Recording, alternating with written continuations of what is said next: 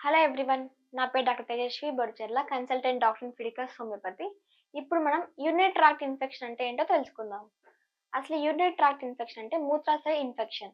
ఈ ఇన్ఫెక్షన్ అనేది ఎవరిలో ఎక్కువ వస్తుందంటే మెయిన్‌గా ఆడవారిలో ఎక్కువ వస్తుంది. మగవారిలో రాదా అంటే మగవారిలో కూడా వస్తుంది. కానీ ఆడవారిలో వచ్చే పర్సెంటేజ్ ఎక్కువగా ఉంటుంది. ఎందుకంటే ఆడవారిలో యురేథ్రా అనేది షార్ట్‌గా ఉంటుంది. ఇలా షార్ట్‌గా ఉండడం వల్ల ఫ్రీక్వెంట్‌గా ఇన్ఫెక్షన్‌కి గురవుతుంది. దీనివల్ల ఇన్ఫెక్షన్ అనేది ఎక్కువగా వస్తుంది ఆడవారిలో. మెయిన్‌గా చాలా మంది ఆడవారిలో ఇన్ఫెక్షన్ వచ్చినప్పుడు ఫస్ట్ టైమ్ ట్రీట్మెంట్ తీసుకున్నా కూడా ఫర్దర్‌గా రీకరెన్స్ అనేది పాసిబిలిటీ ఎక్కువగా ఉంటుంది.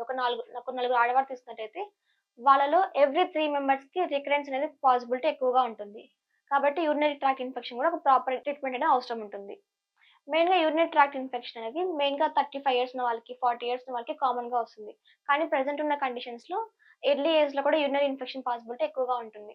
అసలు ఎలా ఉంటుందంటే యూరినరీ ట్రాక్ట్ ఇన్ఫెక్షన్‌లో యురేథ్రా ఇన్ఫెక్ట్ అవ్వడం వల్ల ఆ ఇన్ఫెక్షన్ అది అసెండింగ్‌గా కూడా పాస్ అవుతుంది. అంటే కింద నుంచి ఇన్ఫెక్షన్ కూడా పైకి పాస్ అయ్యి, ఇన్ఫెక్షన్ అనేది కిడ్నీ వరకు రీచ్ అవుతూ ఉంటుంది. కాబట్టి కిడ్నీస్ కూడా ఎఫెక్ట్ అయ్యే కండిషన్ ఎక్కువగా ఉంటుంది. యూరినరీ ఇన్ఫెక్షన్ అనేది మెయిన్‌గా ఈ బ్లాడర్‌లో అనేది మెయిన్‌గా బాక్టీరియల్ ఇన్ఫెక్షన్ వల్ల వస్తుంది. ఈ బాక్టీరియల్ ఇన్ఫెక్షన్ అనేది యూరినరీ బ్యాగ్‌లో ఉండడం వల్ల ఆ సైజ్ ఇంక్రీజ్ అయ్యి, ఆ నంబర్ ఇంక్రీజ్ అయ్యి, ఇన్ఫెక్షన్ జరిగి లోపల ఈ బ్లాడర్ మొత్తం ఇన్‌ఫ్లేమ్‌గా మారిపోతుంది. అంటే రెడ్‌గా మారిపోయి స్వెల్లింగ్ లాగా వస్తుంది. దీనివల్ల తరచుగా యూరిన్ పాస్ చేయడం, యూరిన్ పాస్ చేసినప్పుడు మంటగా అనిపించడం అనేటివి జరుగుతూ ఉంటుంది. అదే విధంగా పొత్తి కడుపులో నొప్పిగా ఉంటుంది. ఈ యూరినరీ ట్రాక్ట్ ఇన్ఫెక్షన్స్‌లో వీటిని మనం కిడ్నీస్ అంటాం. ఇది యురేటర్స్. ఇది యూరినరీ బ్యాగ్. ఈ కిడ్నీస్ అనేటివి మనం వాటర్ ఎక్కువ తీసుకోవడం వల్ల మన బ్లడ్‌ని ఫిల్టర్ చేసి యూరిన్ లాగా ఫార్మ్ చేస్తుంది. ఇలా మనం రెగ్యులర్‌గా ఎక్కువగా వాటర్ తీసుకోవడం వల్ల ఎక్కువ యూరిన్ ఫార్మ్ అవుతుంది. ఎక్కువ యూరిన్ ఫార్మ్ అయినప్పుడు లోపల ఏమైనా బాక్టీరియా ఏమన్నా ఉన్నా కూడా అంతా యూరిన్ ద్వారా బయటకొచ్చేస్తూ ఉంటుంది. మనం కనుక వాటర్ తక్కువగా తీసుకున్నప్పుడు, లేదంటే ఎక్కువగా యూరిన్ పాస్ చేయకుండా స్టాప్ చేసుకుంటున్నప్పుడు ఇలాంటి కండిషన్స్‌లో బ్లాడర్‌లో యూరిన్ స్టోర్ అయ్యి ఉంటుంది. అదే విధంగా కిడ్నీ ఫిల్ట్రేషన్ కూడా తక్కువగా ఉంటుంది. ఇలాంటి కండిషన్స్‌లో ఏదైనా చిన్న ఇన్ఫెక్షన్స్ ఉన్నా కూడా ఆ ఇన్ఫెక్షన్ అనేది అక్కడే ఉండిపోతుంది. అలా ఉండిపోవడం వల్ల ఆ ఇన్ఫెక్షన్ ఒక నంబర్ ఇంక్రీజ్ అయ్యి ఇంకా ఫర్దర్‌గా ఇన్ఫెక్షన్ అయ్యేలాగా పాసిబిలిటీ ఉంటుంది. కాబట్టి వాటర్ ఇంటేక్ ఎక్కువ తీసుకుంటూ ఉండాలి. అదే విధంగా ఈ ఇన్ఫెక్షన్ వచ్చినప్పుడు ఫ్రీక్వెంట్‌గా యూరిన్ పాస్ చేస్తూ ఉండాలి. ఎవ్రీ 3-4 అవర్స్‌కి యూరిన్ పాస్ చేస్తూ ఉండాలి. యూరిన్ అనేది స్టాప్ చేసుకుంటూ ఉండకూడదు. ఈ యూరిన్ ఇన్ఫెక్షన్ వల్ల ఎలాంటి లక్షణాలు ఉంటాయంటే మెయిన్‌గా యూరిన్ పాస్ చేసేటప్పుడు మంటగా అనిపిస్తుంటుంది. కొంతమందికి యూరిన్ పాస్ చేసే ముందుంటుంది. కొంతమందికి యూరిన్ పాస్ చేసిన తర్వాత కూడా ఉంటుంది. మెయిన్‌గా అది మంటగా ఎలా ఉంటదంటే స్టింజింగ్ పెయిన్‌గా ఉంటుంది. గుచ్చినట్టు, లాగినట్టు పెయిన్‌గా అనిపిస్తుంటుంది. అదే విధంగా ఒక్కోసారి యూరిన్‌లో కూడా పస్ సెల్స్ రావడము, బ్లడ్ అనేది కామన్‌గా ఉంటూ ఉంటుంది ఇన్ఫెక్షన్ వల్ల.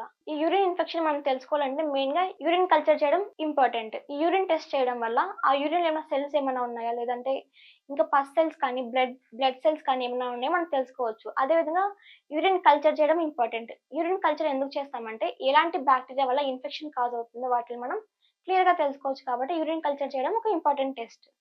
ఇలాంటి టెస్ట్‌లు చేయడం వల్ల మనం యూరిన్ ఇన్ఫెక్షన్‌ని ఐడెంటిఫై చేయొచ్చు.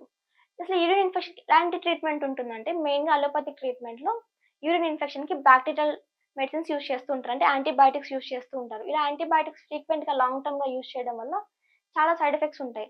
ప్రెజెంట్ ఉన్న పెయిన్ తగ్గినప్పటికీ కూడా ఫ్యూచర్‌లో మళ్ళీ పాసిబిలిటీ ఎక్కువగా ఉంటుంది. అదే విధంగా లాంగ్ టర్మ్‌గా యాంటీబయాటిక్స్ యూజ్ చేయడం వల్ల సైడ్ ఎఫెక్ట్స్ కామన్‌గా ఉంటాయి. మెయిన్‌గా గ్యాస్ట్రిక్ ఇరిటేషన్ రావడము, దాంతో పాటు ఇలా డ్రగ్ డిపెండెన్సీ డెవలప్ అవ్వడం జరుగుతూ ఉంటుంది. నెక్స్ట్ యూరిన్ ఇన్ఫెక్షన్‌కి హోమియోపతి ఎలా యాక్ట్ చేస్తుందో తెలుసుకుందాం.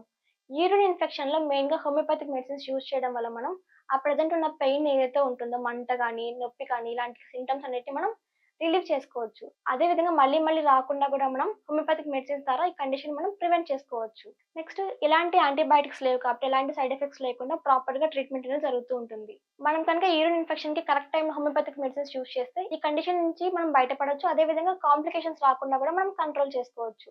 యూరిన్ ఇన్ఫెక్షన్ సంబంధించి ఎలాంటి జాగ్రత్తలు పాటించాలంటే మెయిన్‌గా వాటర్ ఇంటేక్ తీసుకుంటూ ఉండాలి. రెగ్యులర్‌గా వాటర్ తీసుకుంటూ ఉండాలి. అదే విధంగా యూరిన్‌ని స్టాప్ చేయకుండా ఫ్రీక్వెంట్‌గా యూరిన్ పాస్ చేస్తూ ఉండాలి. నెక్స్ట్ ప్రైవేట్ పార్ట్ రీజియన్‌లో హైజీనిక్‌గా మెయింటైన్ చేస్తూ ఉండాలి. ఎలాంటి తడి లేకుండా చూసుకుంటూ ఉండాలి. తడి ఉన్నట్టయితే అక్కడ బాక్టీరియల్ ఇన్ఫెక్షన్ అనేది గ్రో అయ్యి ఇన్ఫెక్షన్ వచ్చే పాసిబిలిటీ ఎక్కువగా ఉంటుంది. కాబట్టి తడి లేకుండా వెట్‌గా చూసుకుంటూ ఉండాలి. వాటర్ ఇంటేక్ తీసుకుంటూ ఉండాలి. కాటన్ గార్మెంట్స్ యూజ్ చేస్తూ ఉండాలి. ఇలా కాటన్ గార్మెంట్స్ యూజ్ చేస్తుండడం వల్ల ఎయిర్ సర్క్యులేషన్ ఫ్రీగా అయ్యి ఇన్ఫెక్షన్ పాసిబిలిటీ తగ్గుతూ ఉంటుంది. మీరు కనుక యూరిన్ ఇన్ఫెక్షన్‌తో బాధపడుతున్నట్టయితే కరెక్ట్ ట్రీట్మెంట్ కోసం చూస్తున్నట్టయితే కాంటాక్ట్ ఫిడికస్ హోమియోపతి.